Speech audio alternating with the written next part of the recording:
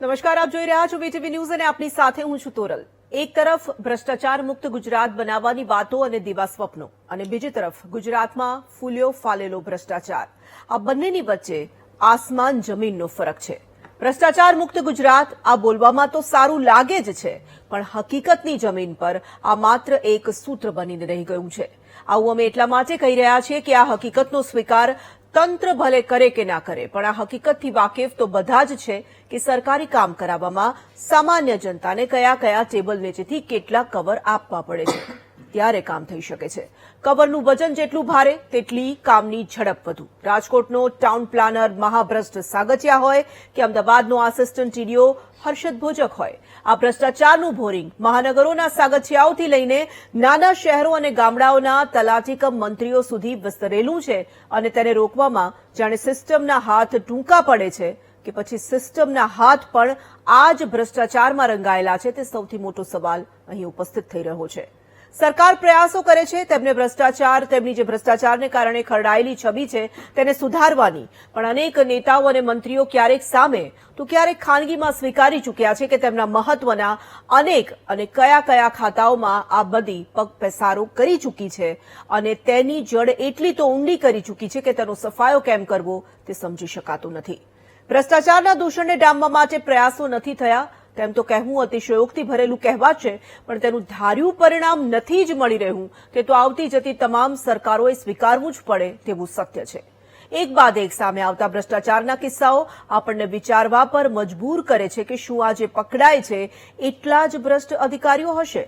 આટલો મોટો ભ્રષ્ટાચાર કરવાની હિંમત તેમને આખરે કોણ પૂરી પાડી રહ્યું છે? તેમના પર કોના ચાર હાથ હશે જેનાથી તેઓ ખુલ્લેઆમ લાખોની કટકી કરતા જરાક પણ અચકાતા નથી? જે ઝડપાય છે તે શું માત્ર હિમશિલાની ટોચ સમાન હશે તો મોટા માથાઓ સુધી કદી કાર્યવાહી પહોંચશે કે કેમ? આ અને આવા અનેક સવાલ છે જે આજે ફરી ચર્ચવા અનિવાર્ય બની ગયા છે। આજે મહામંથનમાં આ વિષય પર વાત।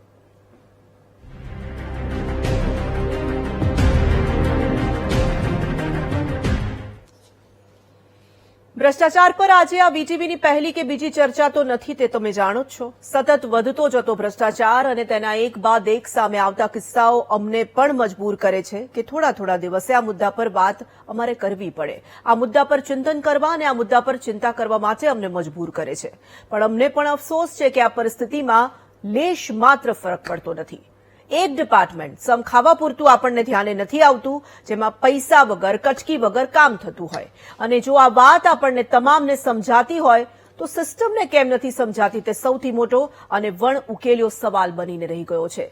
આંગળીના ભેડે ગણી શકાય તેવા અધિકારીઓ આપણા ગુજરાતમાં જ આપણે જોયા છે જેણે કરપ્શનને કાબૂમાં લેવાનો પ્રયાસ તો કર્યો, પણ જ્યાં ભ્રષ્ટાચાર શિષ્ટાચાર બની જાય ત્યારે અધિકારીઓ આવે ને જાય, નેતાઓ આવે ને જાય, સિસ્ટમમાં પેઠેલો સડો અટકે તેમ નથી લાગતું। ગુજરાતમાં હજુ કેટલા સાગચિયા છે? આ સવાલનો જવાબ મેળવવાનો આજે ફરી એક વખત પ્રયાસ કરવો છે અને આજે આ મુદ્દા પર ચર્ચા કરવા માટે આપણી સાથે ગેસ્ટ પેનલ પણ જોડાઈ ચૂકી છે। સ્વાગત કરીશું તેમનું। આપણી સાથે ભાજપમાંથી નેતા ઘનશ્યામભાઈ ગઢવી જોડાઈ ચૂક્યા છે ચર્ચા કરવા માટે, કોંગ્રેસમાંથી નેતા રાજેશભાઈ સોની છે, આરટીઆઈ એક્ટિવિસ્ટ વિનોદભાઈ પંડ્યા પણ જોડાઈ ગયા છે। આપ ત્રણેયનું ખૂબ ખૂબ સ્વાગત કરીએ છીએ। સાથે જ આપણી સાથે નિવૃત્ત અધિકારી પોલીસ અધિકારી આરસી પટેલ અને વરિષ્ઠ પત્રકાર સુનિલભાઈ જોશી પણ જોડાશે। આપ બંનેનું પણ અમે સ્વાગત કરીએ છીએ। શરૂઆત હું વિનોદભાઈ આપનાથી કરવા માંગુ છું। રાજકોટ હોય કે અમદાવાદ હોય, સાથે જ આપણે વાત કરીએ કે સાગચિયા હોય કે હમણાં જે સામે આવ્યો છે કિસ્સો તે હર્ષદ ભોજક હોય, આ કિસ્સાઓ અટકતા નથી, આ કિસ્સાઓ વારંવાર સામે આવી રહ્યા છે, સવાલો અનેક ઉભા થઈ રહ્યા છે। આપણે ભ્રષ્ટાચાર મુક્ત ગુજરાતની માત્ર વાતો અને માત્ર દાવાઓ કરતા રહ્યા, પરંતુ હકીકત તો સૌ જાણે છે। તોરલબેન, આજે પકડાયા છે એટલે હકીકતમાં તો આપણે બધા જ જાણીએ છીએ કે જેટલા એસ્ટેટ ટીડીઓ હોય કે આસિસ્ટન્ટ ડેવલપમેન્ટ કમિશનર હોય કે કમિશનરો હોય એમના અંડરમાં જ આ બધા કામ થતા હોય। એસ્ટેટ ટીડીઓ કયા કયા કામ કરવાના એ ડિપાર્ટમેન્ટના વહેંચેલા કામ છે। જો એમને જે કરેલા કામ હોય એને વ્યવસ્થિત રીતે ચકાસવામાં આવતા હોય, એમના જે ઓર્ડરો હોય, નિર્ણયો હોય, એની પર તપાસ કરવામાં આવતી હોય તો અહીં સુધી એસીબીએ પકડવા જવાની જરૂર ના પડે। એ જેટલા નિર્ણયો લે છે એ નિર્ણયો તપાસવામાં આવે તો એમાં જ ખબર પડે કે એને નિયમોનો ભંગ કરીને પાસ કર્યું છે, અને એ પાસ કર્યું છે મતલબ કે પૈસા લીધા છે। હવે આ પૈસા તો ભૂલમાં પકડાઈ ગયા છે। ખરેખર તો એસીબી અને જે કોઈ ફરિયાદી છે એને આપણે થેન્ક યુ કહેવું જોઈએ કે એક શરૂઆત આવી રીતે એ લોકો નાની પણ કરતા રહે છે। પણ જે ફરિયાદી છે, ફરિયાદીને પોતાનું જે પ્રોટેક્શન મળવું જોઈએ એ છેલ્લા વર્ષોમાં પ્રોટેક્શન ઘટતું જાય છે. આરોપી પર તપાસ કરવાની જગ્યાએ ફરિયાદી કોણ હતો અને એને કેમ ફરિયાદ કરી અથવા તો એને કઈ રીતે આપણે બંધ કરવો અથવા એને દબાવવો, એ પ્રકારના કાવતરા છેલ્લા વર્ષોથી ચાલુ થયા છે અને એના કારણે ફરિયાદીઓની સંખ્યા ઘટે છે. આજે આ એક ભોજક પકડાયો છે એવું નહીં, 10 ભોજક પકડી શકાય, પણ જે ફરિયાદ કરનારા છે એમને પ્રોટેક્શન મળવું જોઈએ, એમને પ્રોત્સાહન મળવું જોઈએ, તો આ કામ થઈ શકે. આપણી જે એક આખી રાજનીતિ છે, બદલાની રાજનીતિ છે અને સત્તા એના પાવરનો ઉપયોગ છે એ બદલા માટે કરે છે.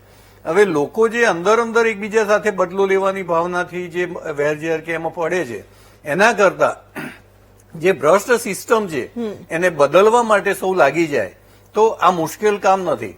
આજે એક ભોજકને જે માણસે હિંમત કરીને પકડાવ્યો અને જે અધિકારીએ ઈમાનદારી દાખવીને પકડ્યો, તો એ આવનારા દિવસોમાં 100 કામ આવા ખોટા થતા એનાથી અટકશે. જે ભોજક દ્વારા જે થતા હતા એ અટકશે. બીજું, જેટલા એસ્ટેટ ઓફિસર કે ઓફિસરો હશે એમનામાં આ પ્રકારનો એક ડર ઉભો થશે કે ગમે ત્યારે પકડાશે. તો આવું જે કોઈ કામ થાય એ ખરેખર તો એક બિરદાવવા લાયક પણ છે કે જે અધિકારીએ પ્રમાણિકપણે કામ કર્યું, જે ફરિયાદીએ પ્રમાણિકપણે કામ કર્યું અને એ વધે એના માટેની કોશિશ છે. હવે આ એસીબી કે સીબીઆઈ ટ્રેપમાં હું પોતે ગયેલો છું, મેં વિટનેસ તરીકે, સાક્ષી તરીકે પકડાવેલા છે. પણ આજે જે અધિકારી છે એને કદાચ પ્રમાણિકતા વાપરી, એને જે કોઈ ટેસ્ટ લીધા છે એ બધા પ્રોપર કર્યા છે. આ કેસ આવનારા દિવસોમાં એસીબી કોર્ટમાં ઓછામાં ઓછો 8-10 વર્ષે આવશે, ત્યાં સુધી આવશે નહીં. એ પહેલા ભોજક જામીન લઈને ઘરે બેસી જશે.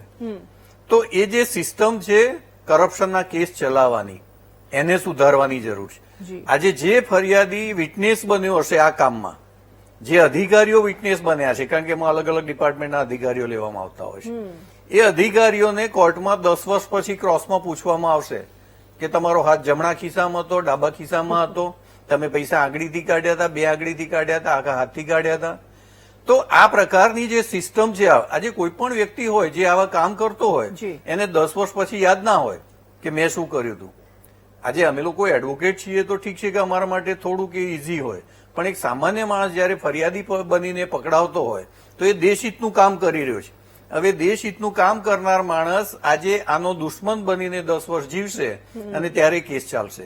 તો એના કારણે આ જે આરોપીઓ છે એમની હિંમત ખુલતી જાય છે. એને ખબર છે કે આ કેસ મારો વર્ષો પછી. તમને નવાઈ લાગે કે એસીબીમાં પકડાયેલા 1-2 મારી પાસે ક્લાયન્ટ તરીકે આવેલા, એ કે તમને મને થોડોક ટાઈમ બચાવી લો કે બાકી મારે હજુ બીજા અંદર જઈને હિસાબો કરવાના છે, પૂરા કરવાના છે, આવી વાત કરતા હોય છે. મતલબ કે એમને જે ડર આનો હોવો જોઈએ, તો એ માટેનું હવે ઇન્સ્પેક્શન, જે પાછળનું તપાસ થવી જોઈએ એ મહત્વની છે. આ પકડાઈ ગયો, પણ એ પકડાઈ ગયા પછી એને કેટલા ટાઈમમાં કોની પાસેથી પૈસા લીધા છે, એ લીધા હોય એમના કયા કામ કર્યા છે, તો એ પ્રકારનું જો પાકી તપાસ થાય. આજે 50 લાખ એની પાસેથી પકડાય છે, 50 લાખ ના હોય, ઓછામાં ઓછા 50 કરોડ છે. અને એક સામાન્ય જો એસ્ટેટ ઓફિસર પાસે આટલા મળતા હોય તો તમે ઉપરનો વિચાર કરો. એટલે અધિકારીઓ પાસે જે પૈસાની, પ્રોપર્ટીની જે છે અત્યારે, એની પર પૂરી તપાસ કરવાની જરૂર છે. એના માટે જે કોઈ ફરિયાદીઓ હોય એને પ્રોત્સાહન આપવાની જરૂર છે. જેટલી પણ ફરિયાદો પેન્ડિંગ પડી હોય એની પર તપાસ કરવાની જરૂર છે. સુનિલભાઈ, ખૂબ સરસ વાત કરી છે વિનોદભાઈએ કે કાર્યવાહી જે થઈ છે તેને બિરદાવવી પણ જોઈએ, બેશક બિરદાવવી જોઈએ, આપણે વાત સ્વીકારી રહ્યા છે. પરંતુ શું સાગઠિયા જેવા કોઈ એકાદ અધિકારી હશે કે આ ભોજક જેવા એકાદ વ્યક્તિ હશે કે જેની પાસેથી આવા લાખો રૂપિયા મળ્યા હશે? એસીબીની કાર્યવાહી બેશક વખાણવા લાયક છે. જે ફરિયાદ કરી છે એ ફરિયાદીની હિંમતને પણ વખાણવી જોઈએ. પરંતુ કેટલા લોકો એવા હશે કે જે એક ડિપાર્ટમેન્ટમાં આ રીતે લાખોની કમાણી કરીને બેઠા છે, જે ખોટી રસ્તેથી કરેલી કમાણી છે, અને આ ભ્રષ્ટાચાર જે છે તે સતત વધતો જઈ રહ્યો છે. એક ડિપાર્ટમેન્ટ પૂરતો નથી સીમિત, કોઈ એક વર્ગ પૂરતો સીમિત નથી. આ હવે બહુ જ મોટો વર્ગ બનતો જઈ રહ્યો છે, ને એની સામે આખરે કાર્યવાહીને લઈને જ સવાલ છે. બિલકુલ તોરલબેન, સૌ પ્રથમ તો આપણે એકવાર એસીબીને આ ચર્ચા માટે આપણે અભિનંદન આપવા જોઈએ કે એમણે આપણને એક મોકો આપ્યો.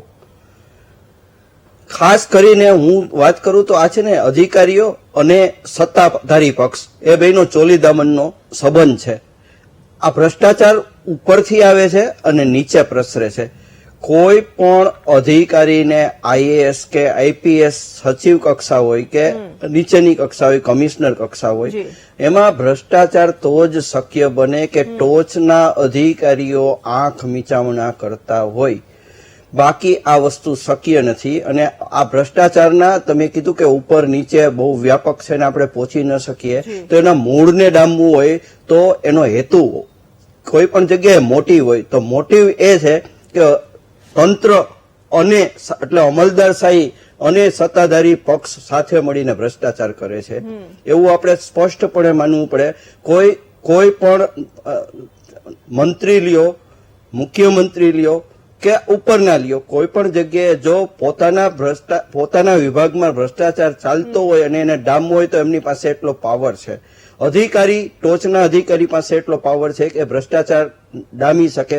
પરંતુ રાજકોટનો કિસ્સો જો જે અધિકારીઓને તપાસ સોંપી હતી એ 2 અધિકારીઓની સામે ક્લીન ચીટ મળી ગઈ છે. 24 કલાક 48 કલાક થયા અને જ્યારે સીટની રચના થઈ ત્યારે પણ આ શંકા થઈ હતી. અહીંયા રાજકોટમાં માનનીય શ્રી ગૃહમંત્રી શ્રી ગૃહ રાજ્યમંત્રી શ્રી હર્ષભાઈ સંઘવી આવેલા ને એમણે કીધું હતું કે કોઈને નહીં છોડાય. પરંતુ રાજકોટ ટીઆરપી કાંડની તપાસ વસરામ સાગઠિયા પાસે આવીને અટકી ગઈ. જે વિનોદભાઈએ જે વાત કરી કે આમાં કોઈ પણ વસ્તુ ખોટી થાય કે સાચી થાય ટોચના અધિકારીને ખબર હોવી જોઈએ. તો જો ટીપીઓ ખોટું કરતા હોય તો કમિશનર શું કામે બેઠા છે? તો ટીપીઓ થી શાસન તમે ચલાવો ને. મ્યુનિસિપલ કમિશનરની શું જરૂર છે? તમારો પીઆઈ કે એસીપી કોઈ ખોટું કરતો હોય તો સીપી ની શું જરૂર છે? જો સીપી એમને રોકી ન શકતા હોય તો એમની જગ્યાએ એમને બેસવાની શું જરૂર છે? મતલબ એ પણ પોતાના સ્વયં નિર્ણયથી નથી કરતા, એમને રાજકીય પ્રોટેક્શન મળે છે. અને આ બધા કિસ્સાઓમાં ક્યાંક ને ક્યાંક ઉપરની કડી, જેને તમે હિમશિલાની ટોચ કીધી ને કે આપણને નજરે પડે છે, એ વસ્તુ સિસ્ટમથી મરોડીને આપણી પાસે મૂકવામાં આવે છે. આવા જવલ્લે બનતા કિસ્સાઓ આવે છે. બાકી રોજિંદો ભ્રષ્ટાચાર છે. અને એટલે જ રાજકોટ હોય કે અમદાવાદ હોય, જયારે ચોમાસું આવે એ પેલા રસ્તાઓ, એક વરસાદ આવે સામાન્ય 1-2 ઇંચ વરસાદ તો તમારા પુલ છે એ નમી જાય, તમારા રસ્તાઓ બિસ્કીટની જેમ ધોવાઈ જાય, ખાડાઓ પડી જાય, લોકો ક્યારેક એમાં ખાડાઓમાં પડી અને મૃત્યુ પણ પામે, છતાં કોઈ પગલા નથી લેવાતા. તો આખી વસ્તુ છે એ સડો છે એ ઉપર છે અને સડો 2 પક્ષે છે, રાજકીય પક્ષે છે અને અમલદારશાહી છે. અમલદારશાહીને ભ્રષ્ટાચારની જરૂર છે એટલે એ રાજકીય લોકોને ભ્રષ્ટ કરે છે અને રાજકીય લોકોને પૈસાની જરૂર છે એટલે અમલદારો થ્રુ ભ્રષ્ટાચાર કરાવે છે. આ સિસ્ટમ ડેવલપ થઈ છે અને તોડવા માટે રાજકીય ઈચ્છા શક્તિ જોશે અને પ્રજાની ઈચ્છા શક્તિ જોશે. આપણે મીડિયા દર વખતે કરીએ છીએ આ બાબત, પણ આ એક દિવસની ડિબેટનો સવાલ નથી. આ દેશનું ચરિત્ર બનતું જાય છે ભ્રષ્ટાચાર. અને આપણા ખાલી સૂત્રોમાં કહીએ છીએ ભ્રષ્ટાચાર મુક્ત શાસન, એવું નથી. શેરીએ ગલીએ કેટલા કોન્ટ્રાક્ટરોને તમે દંડ કર્યો? બ્લેક લિસ્ટેડ કોન્ટ્રાક્ટર બીજા વર્ષે બીજા જગ્યાએ કોન્ટ્રાક્ટ મેળવે છે તો શું કામે મેળવે છે? એ કેમ જિંદગીભર એ નવું નામ લઈને એ જ વ્યક્તિ આવે છે? એનું આધાર કાર્ડ ને પાન કાર્ડ તમારી પાસે છે, એમને તમે કાયમી કેમ બ્લેક લિસ્ટેડ નથી કરતા? મતલબ તમે હેરાફેરી કરો છો અને તમે લોકોની આંખમાં ધૂળ નાખો છો. આ સિસ્ટમ દૂર કરવા આપણે જે પ્રયાસ કરીએ છીએ અને પ્રજાએ આગળ વધારવો પડશે. મને એવું લાગે છે કે લોકો સુધી આ ઝુંબેશ પહોંચે, કારણ લોકો પણ પોતે પણ ભ્રષ્ટાચારથી કામ કરાવવા માટેની જે ટેવ પડી ગઈ છે શોર્ટકટ, કારણ કે એમને હેરાનગતિ આવે છે એટલે એ હેરાનગતિનો કોમ્પ્રોમાઇઝિંગ છે એ ભ્રષ્ટાચાર છે. તો એ પોતાની રીતે પૈસા દઈને કામ કરાવે છે. લોકોને ગમતું નથી હોતું પણ એમને માટે ફરજ બને છે. તો આપણે માનીએ કે આવું રેજિસ્ટ કરવાવાળા, સાહેબે કીધું એમ ફરિયાદ કરવાવાળા વધારે નીકળે, એસીપીના વધારે આવા અધિકારીઓ પ્રમાણિત નીકળે તો આપણું કામ સરળ બનશે અને આ ઝુંબેશ આગળ વધી શકશે. તોરલબેન. જી પટેલ સાહેબ, ભ્રષ્ટાચારને લઈને જયારે આપણે વાત કરી રહ્યા છીએ, આપણે એસીબીને વખાણીએ, આપણે તમામ જે ડિપાર્ટમેન્ટ આ લોકોને પકડે છે તેમને વખાણીએ, એ વાત બરાબર છે. પરંતુ તપાસની પદ્ધતિમાં ફેરફારની વાત જે વિનોદભાઈએ કહી છે એ વાત પણ વિચારવા જેવી છે. લાંબો સમય સુધી તે તપાસ ચાલ્યા જ કરે અને પછી એમાં કોઈ જ એવો નિષ્કર્ષ નીકળતો નથી. આપણે સાગઠિયાના કિસ્સામાં જોઈ ચૂક્યા છે, કશું જ તેમાં ના બીજા લોકોના નામ આવ્યા છે, ના કોઈ એવી સખત કાર્યવાહી કરવામાં આવી છે, એવી કોઈ દાખલારૂપ કાર્યવાહી નથી થઈ શકી. આ બધામાં પરિવર્તનની પણ ક્યાંક ને ક્યાંક જરૂર હવે લાગી રહી છે.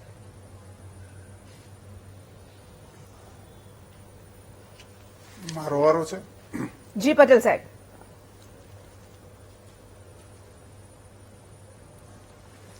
મારો વારો છે. હાજી, આપને સુધી પહોંચી રહ્યો છે અવાજ? હું આપને જ સવાલ પૂછી રહી છું, પટેલ સાહેબ. હા જી જી ધન્યવાદ. ગુજરાતની અંદર આ બીજા સાગઠિયા અને આવા અનેક સાગઠિયાઓ બાબતની આજે ચર્ચા છે. વિનોદભાઈ પંડ્યા સાહેબે જે વાત કરી એ બિલકુલ સીધી અને પ્રેક્ટિકલ બાબત છે, સાચી બાબત છે કે આ પ્રમાણે થઈ રહ્યું છે. અને જે કીધું એમ કે 8 વર્ષે 10 વર્ષે જયારે કેસ ચાલવામાં આવે ત્યારે સુધીમાં સાક્ષી અથવા ફરિયાદી બધા તૂટી જતા હોય છે અને એમને તોડવા માટેની ઘણી બધી સરળ પદ્ધતિઓ પણ સામેવાળાઓ પાસે હોય છે. હવે વાત એવી છે કે આ એક ઉપર સાગઠિયા પકડાયા છે, એક આ ભાઈ ભોજક પકડાયા છે. હવે એક કચેરીની અંદર ભોજક અને સાગઠિયા બેઠેલા, એક કચેરી સરકારના કોઈ પણ તંત્રની અંદર તમે જુઓ કે એ લોકોના ઘરમાં પૈસા કદાચ મૂકવાની જગ્યા ખૂટી પડી હોય તો એ લોકો ઓફિસમાં આટલા બધા પૈસા રાખે છે, જેમને કોઈ ડર જ નથી. ખરેખર તો સરકારના નિયમો પ્રમાણે અમુક રકમથી વધારાની રકમ લઈને સરકારી કર્મચારી ફરજ ઉપર જઈ શકતો પણ નથી. તો આ આટલા બધા પૈસા એક કામના, આજે 50 લાખની નિવાણની સામે 20 લાખનો કેસ એસીબી કર્યો. સૌ પ્રથમ એન્ટી કરપ્શન વિંગના અધિકારીઓ અને માણસોને હું ખૂબ ખૂબ ધન્યવાદ આપું છું અને ફરિયાદીને પણ ધન્યવાદ આપું છું કે એણે પોતાની આટલી મજબૂતાઈ બતાવી છે. હવે વિચાર કરો કે એક કામની અંદર 50 લાખ રૂપિયા માગે તો 50 લાખ રૂપિયા તો એનો 10 વર્ષનો પગાર થતો હશે કદાચ આ માણસનો. એક જ સોદાની અંદર 10 વર્ષની કમાણી કરી લેવાની છે. તો એની અંદર અગાઉના વક્તાએ કીધું એ બિલકુલ સાચી વાત છે કે સરકારની ઉદાસીનતા છે કે સરકારની નિષ્ફળતા છે. આજે ગુજરાત આખું દુઃખી થયું છે કે જયારે પેપરમાં એમ આવ્યું કે પોલીસ કમિશનર અથવા તો અગાઉના કમિશનરો બેને ક્લીન ચીટ આપવામાં આવે છે. જનતાને તે દિવસે પણ આશંકા હતી કે ક્લીન ચીટ પહેલી તૈયાર થાય છે અને પછી તપાસ થાય છે. જનતાની આ એક સમજણ હતી અને આખરે સરકારે તપાસ ટીમે સાચી પાડી. તપાસ ટીમ ઉપર પણ ગુજરાતની જનતાનો ભરોસો તૂટતો જાય છે. આ રીતની દરેક કિસ્સાની અંદર સીટ બેસાડવામાં આવે છે, ત્યાં તંત્ર એનું ધાર્યું કરાવી લે છે ને થોડા સમય પછી જનતા ભૂલી જાય. તપાસનો જે મકસદ, જે અધિકારીઓ, જે લેવલના અધિકારીઓ પકડાવા જોઈએ, અગાઉના વક્તાએ કીધું કે તો પછી સાગઠિયાથી જ પતી જતું હતું તો કમિશનરની ક્યાં જરૂર છે? ક્લાસ 2 or 3 થી જો પતી જતું હોય તો પોલીસ કમિશનરની ક્યાં, એસીપી પીઆઈ હોય તો પછી સીપીની ક્યાં જરૂર છે? આવું તમામ તંત્રમાં છે. આજે સરકારની ઢીલી નીતિ અથવા તો સરકાર, મેં અગાઉની કેટલીય ડિબેટમાં કીધું છે કે 2 વસ્તુની સરકાર કંટ્રોલ કરે, દરેક તંત્રની અંદર વચોટિયા છે, વહીવટદાર છે એ દૂર કરે અને એન્ટી કરપ્શન દિવસના 100 કેસ કરે. એન્ટી કરપ્શનને આ પ્રકારના કિસ્સાઓ શોધતા કોણ રોકે છે? સરકાર રોકતી હોય તો જ થઈ શકે આવું. અન્યથા સરકારે તો એને છૂટ આપવી જોઈએ અને રોજ આવી ડ્રાઈવ રાખવી જોઈએ. સાહેબ, રોજ 50 સાગઠિયા પકડાશે, રોજ ભોજક પકડાશે. આ બાબતે અધિકારીઓના ભ્રષ્ટાચાર કરવો હોય છે, ઉપર સુધી એ લોકો ભ્રષ્ટાચાર પહોંચાડતા હોય છે, ઉપરવાળાના પણ માધ્યમ જોઈતું હોય છે.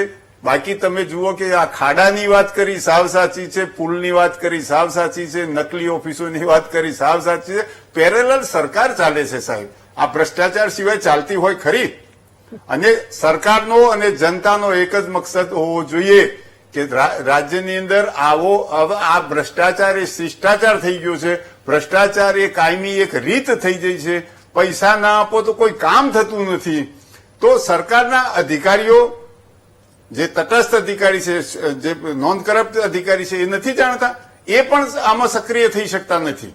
એટલે આપણી સરકારે જાતે આ એન્ટી કરપ્શન મારફતે સરકારના તમામ તંત્રો, કોઈ પણ તંત્ર બાકી નથી, એના ઉપર ખૂબ રેડો કરો, ખૂબ ધોંસ બચાવો, એક ઝુંબેશ કરો, 1 વર્ષ સુધી ઝુંબેશ કરો. કેમ કે ભ્રષ્ટાચાર એટલી હદ સુધી તંત્રની અંદર અને જનતામાં ઘૂસી ગયો છે. એમાં જનતાનો પણ એક વાંક છે કે એમને પણ કામ થતું નથી હોતું, એટલે શોર્ટકટ પકડી અને આ રીતે કરાવવું પડતું હોય છે. પણ જનતાએ એ વિચારવું જોઈએ કે એમને એ ભ્રષ્ટાચાર આપવાનો નથી હોતો. જો નિયમ અનુસાર કામ કરવાનું હોય તો અધિકારીએ કરવાનું જ હોય છે. પણ અધિકારીઓ પાસે ઘણી તરકીબ હોય છે કે આવનાર ક્લાયન્ટને કેવી રીતે, અરજદારને કેવી રીતે ટ્વિસ્ટ કરવો અને એના પાસેથી પૈસા ઓકાવવા, અને એના માટે વચોટિયા હોય છે, મિડલમેન હોય છે, વહીવટદારો હોય છે. આ વહીવટદારની પોસ્ટ કેમ હજુ સુધી સરકારમાંથી ખાલી પોલીસમાં જ છે એવું નથી, તમામ તંત્રની અંદર વચોટિયા અને વહીવટદારો છે.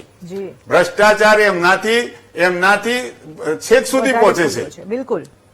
એટલા માટે આની અંદર સખ્તમાં સખ્ત કાર્યવાહી થાય અને ક્લીન ચીટ આપવાનું તો સરકાર બંધ જ કરાવી દે. ઉપરના અધિકારીઓ જ્યાં સુધી નહીં પકડાય, જ્યાં સુધી નિશ્ચિત નહીં થાય ત્યાં સુધી સમાજમાં દાખલા નહીં બેસે અને નાના નાના કર્મચારીઓ સાગઠિયા સુધી લાવીને અટકાવી દેવામાં આવશે તો સરકારની છાપને ઘણું મોટું નુકસાન થઈ રહ્યું છે.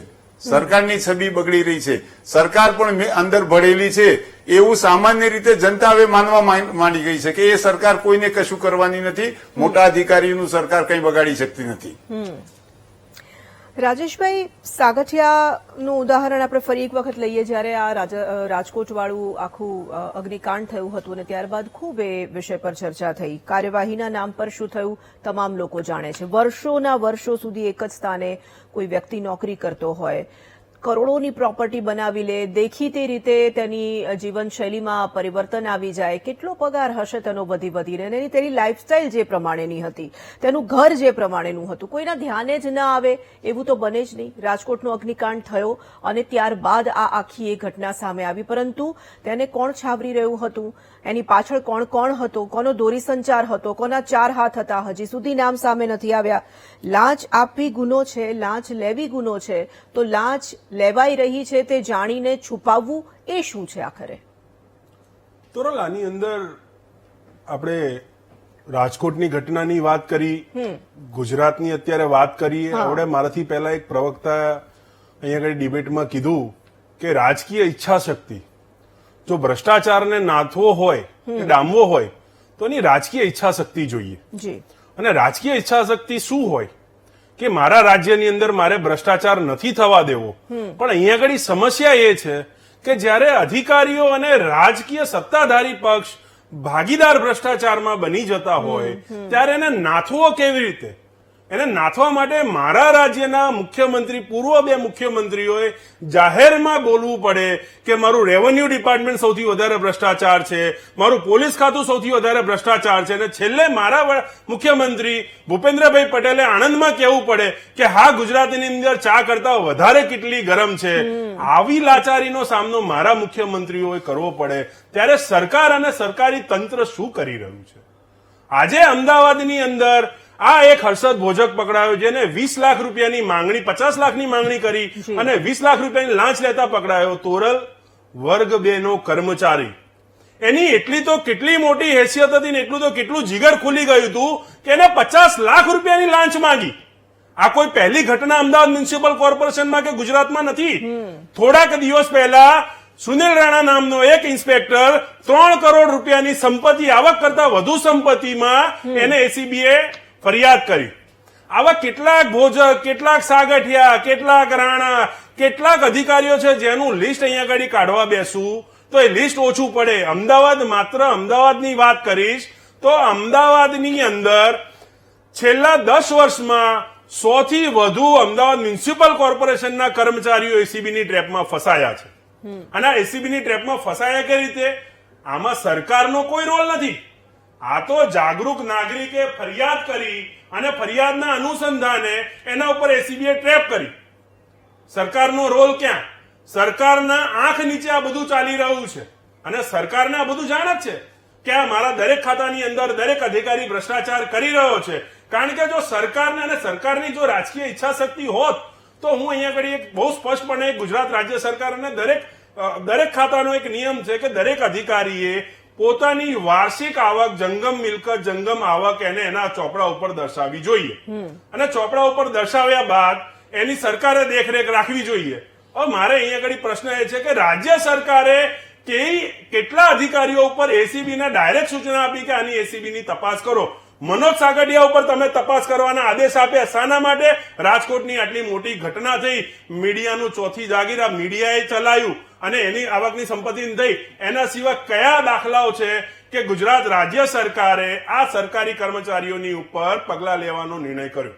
હવે બીજું વધુમાં સમજાવું કે દરેક ફિલ્ડની અંદર આ અધિકારીઓ દરેક રાજકીય પક્ષ સત્તાધારી પક્ષના માનીતા થઈ જાય છે. તોરણ એક નિયમ છે કે દરેક 2 વર્ષે એક અધિકારીની બદલી કરી દેવી.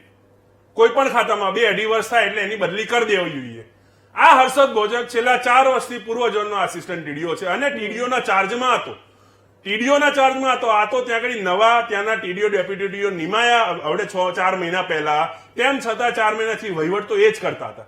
4 વર્ષથી શું જરૂરત હતી ભાઈ ડેપ્યુટી ટીડીઓ તરીકે એને ચાર્જ આપવાની? એની સાથે કહું, અમદાવાદ મ્યુનિસિપલ કોર્પોરેશનની અંદર 2018 થી આસિસ્ટન્ટ કમિશનરોની નિમણૂક થઈ છે. છેલ્લા 5 વર્ષથી દરેક વોર્ડમાં એક આસિસ્ટન્ટ કમિશનર છે. સાહેબ, આજ દાડા સુધી એમની બદલીઓ નથી કરાવડાવી. દરેક સત્તાધારી પક્ષનો એક અધિકારી પોતાનો માનીતો થઈ જાય એને બધી સુવિધા પ્રોવાઈડ કરાવડાવે કે એને જે પૈસા જોઈતા હોય એની અંદર ભાગીદારી કરે, એના કોન્ટ્રાક્ટો ચાલતા હોય એની અંદર આંખ આડા કાન કરે અને એ અધિકારીને એ જ વોર્ડમાં રાખવાની પ્રથા આ ભારતીય જનતા પાર્ટીની સરકારમાં ચાલી રહી છે.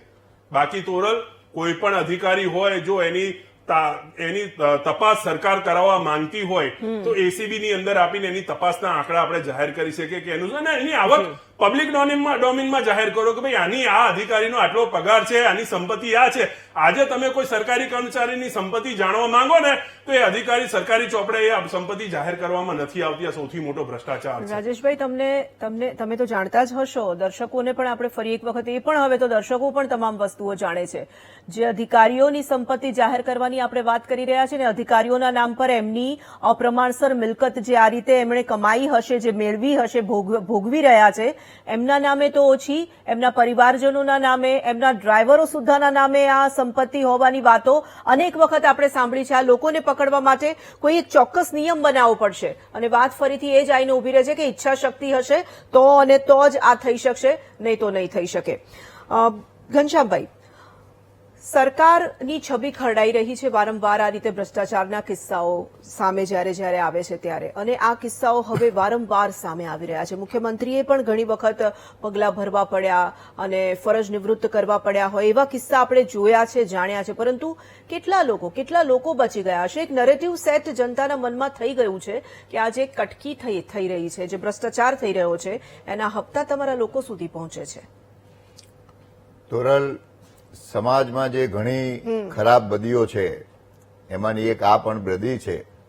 અને હું એમ નથી કહેતો કે ભ્રષ્ટાચાર મુક્ત ગુજરાત કે ભારત છે, પણ જ્યારથી ગુજરાતમાં આદરણીય વડાપ્રધાન હાલના મોદી સાહેબ મુખ્યમંત્રી હતા ત્યારથી એમને ભ્રષ્ટાચારના વિરુદ્ધમાં એક ખાસ મુહિમ ઉપાડેલી.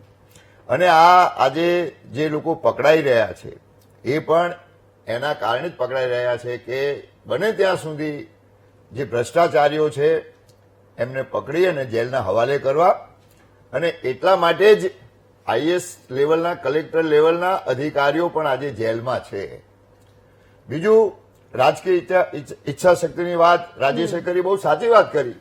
કારણ કે રાજીવ ગાંધી જયારે વડાપ્રધાન હતા ત્યારે એમને બોમ્બેના આઝાદ ક્રાંતિ મેદાનમાંથી કીધેલું કે હું દેશમાં જયારે 1 રૂપિયો મોકલું છું ત્યારે 85 પૈસા ખવાઈ જાય છે. એટલે આ બધી રાજીવ ગાંધી 35 વર્ષ પહેલા એ સરકાર વખતે જે બધી હતી એની વાત કરી ચૂક્યા છે.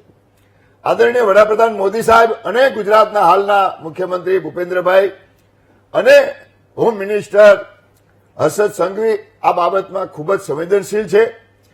ભ્રષ્ટાચારીઓને જેલના હવાલે કરવા એની ખાસ એસીબીને જાણ કરવામાં આવી છે કે બને ત્યાં સુધી વધારે વધારે આ બધીને રોકવી અને ભ્રષ્ટાચારીઓને જેલને હવાલે કરવા. સરકારની જાહેરાતો પણ થાય છે કે આટલા નંબર ઉપર તમે જાણ કરો એસીબીને, તમારી માહિતી ગુપ્ત રાખવામાં આવશે. અને લોકોએ પણ આ બાબતમાં થોડું જાગૃત થવું પડશે તોરલ. કારણ કે આપણા પોલીસ અધિકારીએ સાહેબે એક સારી વાત કરી કે લોકો પણ પોતાનું કામ જલ્દી થાય એટલે લોકોને ભ્રષ્ટાચાર કરતા જે લોકો અધિકારીઓને પૈસાની ઓફરો કરે છે અને એના કારણે પણ ભ્રષ્ટાચાર વધે છે. આપણે પણ આપણું કામ કરવાની ઉતાવળ નિયમ મુજબ થાય, ઉતાવળ ના થાય. કોઈને ભ્રષ્ટાચારમાં જેમ ભ્રષ્ટાચારી જેટલો ગુનેગાર છે એમ લાંચ લેવી ગુનેગાર છે, એમ આપવી પણ એટલો ગુનો બને છે. એટલે સમાજે પણ જાગૃત થવું પડશે. અને આ મેં કીધું 35, 40, 50 વર્ષની જૂની જે એ વખતે રાજીવજીએ સ્વીકારેલું એ પ્રથાને નાબૂદ કરવા માટે તમામ લોકોએ સાથે ભેગા મળીને પ્રયત્ન કરવા પડશે, કારણ કે એક સામાજિક બદી છે. ટૂંકા રસ્તા શોધીને લોકો પૈસા મેળવવાનું અને ટૂંકા કામ કરાવવા માટેના પ્રયત્ન તમે કહી કરતા રહ્યા છો હોય. 35 વર્ષ પહેલા રાહુલ ગાંધીએ કહ્યું હતું, રાજીવ ગાંધીએ કહ્યું હતું. રાજીવ ગાંધીએ કહેલી વાત હજી પણ આપણા ગુજરાતમાં એ જ લાગુ એટલા પડે માટે જ આ પકડાય છે તોરલ, અને સખત ગુજરાતમાં કાર્યવાહી કેટલા વર્ષો થઈ ગયા તમારા પણ શાસનને? આટલા મોટા તમે દેશની વિશાળ વાત તંત્રમાં જવા દો, આપણે ગુજરાતની વાત કરીએ હું છીએ. સ્વીકારું છું ગુજરાતમાં કેટલા કે વર્ષો ક્યાંક થઈ ગયા? બનતું હશે, શું પણ અટકાવી સરકાર શક્યા છો એટલી જ આના ભ્રષ્ટાચાર? માટે- સરકાર એટલી જ સંવેદનશીલ છે. અટકાવી શક્યા છો ઘનશ્યામભાઈ કે કોઈ ભ્રષ્ટાચાર? કિસ્સા બને આટલા મોટા તંત્રમાં, હું ના નથી પાડતો, અને એટલે જ પકડાય છે. પણ લોકોના જે મૂળમાં સ્વભાવમાં આ વાત રહેલી છે એને નાબૂદ કરવા માટેની સરકાર સખતમાં સખત પ્રયત્ન કરી રહી છે. તમે જુઓ, કોઈ પણ રાજકીય નેતાનું છેલ્લા વર્ષોમાં, જેમ કોંગ્રેસની સરકારમાં હું પણ કોંગ્રેસમાં હતો, પણ 2G કૌભાંડ થયું, સ્કોલ કૌભાંડ થયું, કોમનવેલ્થ કૌભાંડ થયું, એવા કોઈ કૌભાંડો છેલ્લા 10 વર્ષ કે 15 વર્ષમાં રાજકીય નેતાઓના ગુજરાતમાં કે રાષ્ટ્રીય લેવલોમાં કોઈ કૌભાંડો નથી થયા. એ જ દર્શાવે છે કે આ સરકાર અને આ વડાપ્રધાન અને આ ભારતીય જનતા પાર્ટી ભ્રષ્ટાચારને નાબૂદ કરવા માટે એક નેમ લઈને બેઠી છે. જે રીતે વાત કરી રહ્યા છે ઘનશ્યામભાઈ, વિનોદભાઈ તમે એ વાતમાં એક તો શું કહેવા માંગો છો? એમણે જે કહ્યું કે રાજનેતાઓના નામ ક્યારેય સામે આવ્યા નથી, તો શું એક નવા પ્રકારની મોડસ ઓપરેન્ડી ભ્રષ્ટાચાર માટે અપનાવાઈ રહી છે? જનતાના મનમાં આ સવાલ તો ઉભો થઈ જ રહ્યો છે કે ક્યાંક ને ક્યાંક એવી રીતે ભ્રષ્ટાચાર થઈ રહ્યું છે. સાગઠિયાનું નામ સામે આવ્યું, એની પાછળના લોકો સામે ના આવ્યા. ભોજકનું નામ સામે આવ્યું, તમને લાગે છે કે એની પાસેથી 70-75 લાખ રૂપિયા મળી આવ્યા, માત્ર એટલા જ પૈસા હશે? આપણે પોતે સ્વીકારી રહ્યા છે કે આનાથી મોટી રકમ હશે, પરંતુ એ બધી જ રકમ માત્ર ને માત્ર ભોજકની હશે કે અન્ય કેટલાક મોટા લોકોની, મોટા માથાઓની પણ હશે જે કદાચ ભોજક સાચવતો હશે? જે સોનાના બિસ્કિટ મળી આવ્યા છે, શું એ માત્ર ભોજકના હશે? કે જે કંઈ અપ્રમાણસર મિલકત સામે આવી એ માત્ર ને માત્ર સાગઠિયાની હશે? સવાલો ઘણા છે વિનોદભાઈ. દેશનો જેમ વિકાસ થયો એમ જેમ રાજીવ ગાંધીની વાત એમણે કરી કે 85 પૈસા, કે કદાચ એ સત્તા સારી હતી, પોતે સ્વીકારતી હતી કે પૈસા કરપ્શન થાય છે. અત્યારની સત્તા કરપ્શન કરે છે, કોઈને ખબર ના પડે, જાહેર ના થાય એ રીતે કરે છે. બીજું, માહિતી અધિકાર કાયદા માટે આજ સરકારે આંદોલન કરેલું, જેમાં ગુજરાતનો હું કન્વીનર હતો. એ વખતે કાયદાનું પાલન થાય, માહિતી અધિકાર આવે, ટ્રાન્સપરન્સી થાય. છેલ્લા 15 વર્ષમાં આજ સત્તાએ પોતાના મળતિયાઓ માહિતી કમિશનર, આયોગ કમિશનરો મૂક્યા છે. એ આખું ગુજરાત જાણે છે. તો જો સત્તાની નિયત હોય કે આ ભ્રષ્ટાચાર દૂર કરવો છે, તો આયોગ કમિશનરો પ્રમાણિક અને તટસ્થ મૂક્યા હોત, જે આખું ગુજરાત જાણે છે કે નથી મૂકતા, છેલ્લા 10 વર્ષથી નથી મૂકતા. જો એમને કરપ્શન દૂર કરવું જ હોય તો એસીબી અને સીબીઆઈમાં ટોચના અધિકારીઓ પ્રમાણિક છે આપણી પાસે, એમને મૂકી શકે. આજે કરપ્શન સાગઠિયાનું કે આ બંને પકડ્યા છે, સરકારે નથી પકડ્યા, એ ફરિયાદીઓએ પકડ્યા છે. અત્યાર સુધીમાં એસીબીની ટ્રેપ જેટલા વર્ષોમાં જેટલી થઈ એ ફરિયાદીઓએ કરી છે. અને ફરિયાદી એટલા માટે કરે છે કે 50 લાખ એના માટે એને દુખે છે. 2, 5, 10 લાખ રૂપિયા માટે આ તો ભૂલથી પકડાઈ ગયું છે. આ એક વ્યવહાર નથી. આવા રોજબરોજના વ્યવહારો લાયઝનના માણસો રાખેલા છે, એન્જિનિયરો રાખેલા છે, એ એમના ઘરોમાં પૈસા લઈ આવે છે અને અધિકારી એના ઘરે જઈને લઈ આવે છે. આ ભોજક એક નાની ભૂલ એ કરી કે ડાયરેક્ટ પાર્ટી પાસે પહોંચી ગયો પૈસા લેવા. તો કરપ્શન જે ડાયરેક્ટ ગયો છે કે એને કોઈકે મોકલ્યો છે, એ પણ એક તપાસનો વિષય બનશે ને? હા, એ બધું જ એમાં તપાસમાં આવે. પણ જે આ જુદી જુદી આખી મોડેસ ઓપરેન્ડી છે, જેમ વિકાસ થયો એમ ભ્રષ્ટાચારનો વિકાસ એટલો અત્યારે બેસ્ટ રીતે થયો છે કે જે પૈસાના વ્યવહારો છે ઓફિસમાં થતા હતા કે અધિકારીના ઘરમાં થતા હતા, એની જગ્યાએ વચેટિયા નેતાઓ હોય, કાર્યકરો હોય, લાયઝન વાળા હોય, એન્જિનિયરો હોય, એની પાસે થાય છે. તમે આજે કોઈ પણ વિસ્તારના કોઈ પણ લાયઝનનું નામ પૂછો તો મળી જ જાય કે આ અધિકારી તેનું આ લાયઝન કરનાર, આ ડિપાર્ટમેન્ટ તો એનું આ લાયઝન કરનાર, આ ડિપાર્ટમેન્ટ તો એનું આ કાર્યકર, આ નેતા એનો. એટલે દરેક અધિકારી સાથે નેતાના નામ સંકળાયેલા છે, આખું ગુજરાત જાણે છે. કારણ કે આ વસ્તુઓ છુપી રહેતી નથી. એ ગમે તેવા અહીંયા બણગા ફૂંકે, પણ પબ્લિક છે એને આ બધી માહિતી મળી જતી હોય છે. પબ્લિકની લાચારી એ છે કે આપણે બધા એમ કહીએ કે ભાઈ પબ્લિકે કરપ્શન ના કરવું જોઈએ, લોકોએ પૈસા ના આપવા જોઈએ, એમનું કામ ના થાય. અરે એ કામ માટે એ માણસ 1-2 વર્ષ હેરાન થાય. એની પ્રોપર્ટી હોય તો એના માટે હેરાન થાય, એને પરમિશન ના મળે, એને બાંધકામની પરમિશન ના મળે, એ બાંધકામ કરતો હોય તો 10 નોટિસ મળે, તો એ પ્રકારની હેરાનગતિ ના થાય એટલા માટે આપતા હોય છે. એવી રીતે એ નહીં કરતા. આ તો નાનું કામ છે, આ તો એસટીનું કશું કામ નથી. આના કરતા મોટા મોટા કાંડ થયા છે.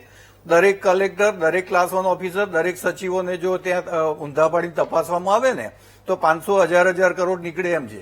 એટલે જો સત્તાની નિયત હોય તો એ બધાની પર તપાસ કરાવવી જોઈએ, પણ એ થવાની નથી. બાકી મિલકતોની વાત કરીએ તો હવે મિલકતોમાં પણ વિકાસ થયો છે. ભૂતિયા નામે મિલકતો લઈને મૂકી દીધી છે. બધાને ખબર છે કે આ મિલકત કોની છે. નેતાની હોય તો એ લોકોને ખબર છે કે આ નેતાની છે, પણ એ ભૂતિયા નામથી છે, ચિઠ્ઠા કરી મૂકેલી છે. તો આ જે કરપ્શન છે એ ઘટવાની તો વાત નથી, અઢળક થયું છે. ભ્રષ્ટાચાર મુક્તની જગ્યાએ મું નહીં પણ યુક્ત છે, ભ્રષ્ટાચાર યુક્ત ગુજરાત, અને એ આપણે સ્વીકારવું પડે. હું તો કહું છું, ગઢવીભાઈએ ઘનશ્યામભાઈએ સ્વીકાર્યું કે હું માનું છું કે આ થયું છે, પણ ખરેખર એક સ્વીકારી અને એના પર એક્શન લેવા માટેના કામ કરવા જોઈએ. સુનિલભાઈ, આજે જ મુખ્યમંત્રીના અધ્યક્ષ સ્થાને ગાંધીનગરમાં એક મહત્વપૂર્ણ બેઠક મળી હતી અને એમાં એવો કદાચ ચોમાસુ સત્રમાં વિધેયક પણ સરકાર લાવી શકે છે. અત્યારે જે વર્ગ 2 અને વર્ગ 3 સામે કાર્યવાહી થતી હતી, હવે વર્ગ 1 પણ હવે સરકારના રડાર પર છે અને કહી શકાય કે ભ્રષ્ટાચાર પર કાબુ મેળવવા માટેનો પ્રયાસ કરવામાં આવશે. પરંતુ આવું કોઈ વિધેયક લાવવાથી શું ખરેખર એ કામગીરી થઈ શકશે ખરી? અને આપણે છે ને એક કોસ્મેટિક એક્શન કહીએ, એ એવું છે કે લોકોને દેખાડવાના એક્શન હોય છે. હવે હું 2 દાખલા આપું. આ ઘનશ્યામભાઈએ ખૂબ જ નિષ્ઠાસભર એમનો પક્ષ મૂક્યો અને ભારતીય જનતા પાર્ટીના પ્રવક્તા છે અને ટીવી પર આવ્યા છે, તો એમણે આ કરવું જોઈએ. એમણે જૂનો જ ભ્રષ્ટાચારની વાત કરવી જોઈએ, નવી ન કરે. પણ હું તમને કહું કે જે રાજકોટથી નજીક જે દ્વારકા છે ત્યાં એક સુદર્શન બ્રિજ બન્યો છે જેને સિગ્નેચર બ્રિજ નામ આપ્યું હતું. એ સિગ્નેચર બ્રિજ જયારે બનતો હતો ત્યારે મેં એક ન્યૂઝ આપ્યા કે બિહારમાં એક પુલ પડ્યો છે ગંગા નદી ઉપર. આખો પુલ ફસકી ગયો અને પડી ગયો અને 700 કે 800 કરોડનો પુલ હતો. એ પુલ બનાવનાર HP સાંગલા કંપની હતી. એ જ પુલ દ્વારિકામાં ઓખા બેટ ખાતે HP સાંગલા કંપની બનાવે છે. તો સરકારે આના માટે જાગૃત થવું જોઈએ. જો આ કંપનીનો પુલ બિહારમાં પડી જતો હોય તો ગુજરાતમાં કેમ ન પડે? એવી સ્ટોરી મેં 6 મહિના પહેલા મૂકી હતી. હવે હમણાં લાસ્ટ વીકમાં ખબર પડી કે એ પુલ 4 મહિના કે 6 મહિના થયા છે, એ પુલમાં 10 ફૂટનું ગાબડું પડ્યું અને ખિલ્લાસરી દેખાવા માંડી. એ પેલા 1.5 મહિના પહેલા ત્યાંની બાજુની જેને પાર્કિંગ વોલ કહેવાય એ પડી ગઈ, આજે પણ પડેલી છે. આ સરકારે શું એક્શન લીધા? ત્યાં વ્હાઇટ વોશ થાય છે, કલર થાય છે અને ત્યાં સિમેન્ટનો રોગો થાય છે. એ જગ્યાએ એ કંપની સામે કોઈ એક્શન લીધા એવું ઘનશ્યામભાઈને ખ્યાલ હોય તો ભલે, મને ખ્યાલ નથી. આવું જેટલા પુલ પડ્યા એની સામે શું એક્શન લીધા? અને નવો પુલ ન પડે. તમારે અમદાવાદમાં તો તમને ખ્યાલ છે કે પુલ તોડવાના પણ હવે પૈસા દેવાના છે, 4 કરોડ કે 5 કરોડ બ્રિજ છે જે. હવે એક આ દાખલો પડતો મૂકી દે કે ભ્રષ્ટાચાર હું ને તમે દઈને લઈ 2 અધિકારીઓ વખતે ઇન ચેમ્બર નહીં, આ ખુલ્લો ભ્રષ્ટાચાર છે. બીજો દાખલો રાજકોટમાં સાગઠિયા બધાને યાદ છે. સાગઠિયા પૂર્વ એક TPO હતા, મિસ્ટર રૂપાણી એનું નામ છે, હું એમનું પૂરું નામ ભૂલી ગયો. એમને ACBની રેડ પડી હતી એમની ઉપર, એમને સસ્પેન્ડ કર્યા અને ફરી પાછા એ જ પોસ્ટ ઉપર આવ્યા ને એ પછી પણ એમણે કામ ચાલુ રાખ્યું અને એમના વિશે પણ કહેવાય છે કે એ સુખી સંપન્ન માણસ છે. તો એ ફરીને કોના કહેવાથી રાખવામાં આવ્યા? જે માણસ સસ્પેન્ડ થયો છે, ભ્રષ્ટાચાર થયો છે. અહીંયા ભારતીય જનતા પાર્ટીનું 25 વર્ષથી શાસન છે, અપવાદ રૂપે કોંગ્રેસ આવ્યું છે. તો આ અધિકારીઓ પ્રત્યે કોને કૃપા થઈ આટલી કે આ વસ્તુ બની? મતલબ કે રાજકીય ઈચ્છા શક્તિ નથી અને જુગલબંધી છે. સાહેબ, આપણે એ લોકો જે સાહેબ મારી આગળ જે પંડ્યા સાહેબે વાત કરી એ બિલકુલ પાકી છે. બિલકુલ, માત્ર ડિંડક જ ચલાવવામાં આવે છે. એક નાનકડા બ્રેકમાંથી આપણે રોકાઈએ છીએ. ગુજરાતમાં હજુ કેટલા સાગર છે આ વિષય પર આજે આપણે વાત કરી રહ્યા છીએ અને આ મુદ્દા પર અનેક સવાલો છે જેના જવાબ મેળવવાનો પ્રયાસ એક બ્રેક બાદ.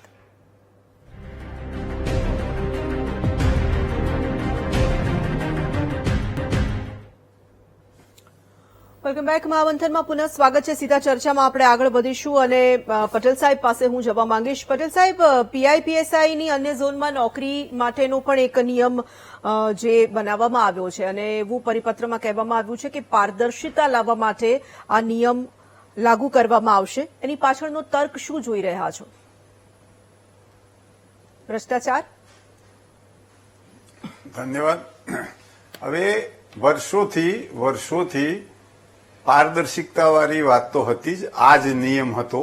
એક જ જગ્યાએ કેટલો સમય કયા અધિકારી નોકરી કરી શકે, પોસ્ટિંગ રહી શકે, એ બાબતની બહુ સાચી સ્પષ્ટતા હતી. પણ હવે શું થયું છે કે પોસ્ટિંગ મેળવવા માટે 2-3 પગથિયા છે. પહેલું પગથિયું તો તમે કેટલાક અધિકારીઓના નજીકના હોવા જોઈએ, જેથી કરીને એ અધિકારી પોતે પોતાની પસંદગીની જગ્યા અપાવવા માટે સરકારમાં એ અધિકારીને લઈ આવે, પોસ્ટિંગ કરાવે. એક વાત.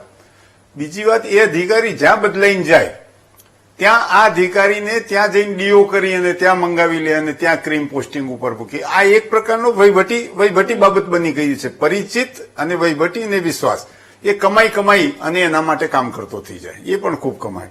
બીજી વાત કે માનનીય ધારાસભ્યો, સંસદ સભ્યો, રાજકીય માણસો પોતાને અનુકૂળ ભ્રષ્ટાચાર કરવામાં અથવા કામ કરાવવામાં, કોઈક વેર વારવામાં, કોઈક કામ કરાવવામાં કયો અધિકારી કહ્યું કરશે અને કયા પ્રમાણે કામ થશે એ અધિકારીની સિફારિશ કરી અને માનનીય મંત્રી જે કન્સલ્ટ મંત્રી હોય, આ પોલીસની વાત છે, ગૃહમંત્રી પાસે જઈ અને પોતે પોતાના નામનો ડીઓ લેટર કરાવે અને ડીજી પાસે ઓર્ડર કરાવી લેતા છે. એટલે એ અધિકારી અને એ રાજકારણી એના એકબીજાના ટર્મ્સ એટલા બધા સરસ હોય છે કે એ પોતાનું ધાર્યું કામ કરાવતા હોય છે અને એ અધિકારીઓ કરતા પણ હોય છે. ત્રીજી વાત છે કે એકને એક અધિકારી મલાઈવારી પોસ્ટિંગ ઉપર વારે રાજકીય વગનો ઉપયોગ કરી અને વર્ષો સુધી ટકી રહેતા હોય છે. હું તમને કહું કે કેટલાક અધિકારી અમદાવાદમાં 15 વર્ષ સુધી એક જ પોસ્ટિંગ ઉપર રહ્યા છે. એક જ પ્રકારનું પોસ્ટિંગ, એક ચૂંટણી આવે 5 વર્ષની ટર્મ લાગતી હોય વિધાનસભા લોકસભાની, તો 1 મહિનો 2 મહિના માટે કોઈક જગ્યાએ સાદું પોસ્ટિંગ લઈ લે અને ત્યાં જઈને બંદોબસ્ત કરી અને પાછા આવી જાય, પાછા એના એ જિલ્લાની અથવા એના એ શહેરમાં, એના એ પોલીસ સ્ટેશનમાં. હવે સરકાર પાસે હું કહું છું કે આ જે સરકારે જે નિર્ણય કર્યો છે ખૂબ આવકારદાયક છે. આ બહુ સરસ પગલું છે. પણ સરકાર પાસે આ બાબતનો હુકમ કરવા અથવા ઓર્ડર કરવા માટે કેટલી ખાતાની બદનક્ષી થતી ફરિયાદો આવી હશે, કેટલીક રજૂઆતો આવી હશે, કેટલાક કૌભાંડ સરકારના ધ્યાન ઉપર આવ્યા હશે, કેટલાક અધિકારીઓની પ્રવૃત્તિ ધ્યાન ઉપર આવી છે, ત્યારે સરકારે આ પ્રકારનો એક હુકમ કર્યો છે. હવે એની અંદર પણ તમે જોશો તો મને એમ લાગે છે કે આ તો વર્ષોથી હતું જ. અમે જયારે નોકરી કરતા ત્યારે હતું એક પોલીસ સ્ટેશનમાં ઘણું તો 1.5 વર્ષ 2 વર્ષ. જી પટેલ સાહેબ, સમય ઓછો છે એટલે હવે આ સેટ થયેલો મામલો છે. થોડો સમય હું તમને કહું છું જી, બહુ ડિટેલમાં આપણે નહીં માનીતા અધિકારીઓ માટેનો સેટ થયેલો મામલો છે. ઠીક છે. એટલે આની પાછળ બી કોઈ તોડ અને કોઈ રસ્તો એનો શોધી કાઢવામાં આવશે. રાજેશભાઈ, સમય ઓછો છે, જો 1 મિનિટમાં આપણે કહેવું હોય તો આ મુદ્દા પર ફાઇનલ કમેન્ટ આપની. જો આમાં છે ને, હું માનું છું ત્યાં સુધી ગુજરાત રાજ્ય સરકારે ગુજરાતની અંદર સરકારી કર્મચારીઓની જંગમ મિલકત, સરકારી કર્મચારીઓની તપાસ એસીબી જોડે સરકાર મારફતે કરાવડાવી જોઈએ, તો કંઈ ને કંઈ કડક દાખલો બેસે. હમણાં મુરબ્બી ઘનશ્યામભાઈએ કીધું કે પ્રજાએ આવું ના કરવું જોઈએ, પ્રજાએ લાંચ રિશ્વત ના આપવી જોઈએ. હું ચોક્કસ એની સાથે સહમત છું, પણ તમે એને એવું પ્લેટફોર્મ તો આપો. આજે મરણનો દાખલો લેવાથી લઈને કે પ્રોપર્ટી ટેક્સ ભરવા સુધી, બીયુ પરમિશન લેવાથી લઈને કે બીજો કોઈ ટેક્સ, કોર્પોરેશનનો ટેક્સ ભરવા સુધી દરેક જગ્યાએ એને પૈસા આપવા પડે છે. ગુજરાત રાજ્ય સરકાર ઓનલાઈનની વાત કરે છે કે અમે દરેક પ્રક્રિયા ઓનલાઈન કરવા જઈએ છીએ. સાહેબ, ઓનલાઈન માત્ર એપ્લિકેશન થાય છે, એના પછી એને એના બિલ્ડિંગનું બીયુ લેવું હોય કે 7/12 નો ઉતારો કરવો હોય, એને એ જ તલાટી પાસે જવું પડે, એ જ અધિકારી પાસે જવું પડે, અને જયારે એને પોતાની ફાઇલ પાસ કરાવી હોય ત્યારે એને મજબૂરીમાં પૈસા આપવા પડે છે. મારે ઘનશ્યામભાઈની ફાઇનલ કમેન્ટ લેવી છે. ઘનશ્યામભાઈ, ઝડપથી. સરકાર આ બાબતમાં ખૂબ જ જાગૃત છે. એટલે તો digitisation, online, DBT, direct benefit transfer, આવા રીતે જ્યાં જ્યાં ખબર પડે સરકારને કે જ્યાં ખોટું થઈ રહ્યું છે, જ્યાં લો ફોલ છે, જ્યાં ભ્રષ્ટાચાર કરપ્શન થઈ રહ્યું છે, જ્યાં સરકારે, અરે રાજેશભાઈ, તમારા ચલો, આપણી પાસે સમય આપણી પાસે ઓછો છે. ભ્રષ્ટાચારને અટકાવવા માટે ઈચ્છા શક્તિની જરૂર છે. વાત પર તો આવવું જ પડશે. આપણી પાસે સમય ઓછો છે. પોલીસની વચ્ચે સાંભળ, ઘનશ્યામભાઈ, સમય એટલે બહુ જ ઘણા સુધારા થયા છે, ઘણું સરકાર જાગૃત છે, પણ હજુ જ્યાં પણ લો ફોલ હશે ત્યાં કડકમાં ચલો, કડક ઠીક છે. ચલો, અમે પગલાં અપેક્ષા લઈ રાખીએ છીએ અને કે એ એક દિશામાં પણ કામ ગઢિયો થશે. ગુજરાતમાં ના રહે એના માટે આ સરકાર જાગૃત છે. ઠીક છે. ચલો, આપ તમામનો ખૂબ ખૂબ આભાર અમારી સાથે ચર્ચામાં જોડાવા માટે. એક સવાલ અમે દર્શકોને પૂછ્યો હતો કે લાખો કરોડોની લાંચ મોટા માથાઓના ઢાંક પીછોડા વગર શું ખરેખર શક્ય છે? ત્યારે 68% લોકો કહી રહ્યા છે કે ના, એ શક્ય નથી. તો સ્વાભાવિક મોટા માથાઓની સંડોવણી પણ આમાં હોય જ છે અને હશે જ, પરંતુ એ લોકોના નામ ક્યારે સામે આવતા નથી. ભ્રષ્ટાચારને અટકાવવા માટે સિસ્ટમમાં જે સડો છે તેને દૂર કરવાની જરૂર છે, ઈચ્છા શક્તિની જરૂર છે. ક્યારે એ થઈ શકે છે એ અપેક્ષા રાખીશું અને એ જ આશા સાથે આજની આ ચર્ચામાં બસ આટલું જ. રજા લઉં છું. નમસ્કાર.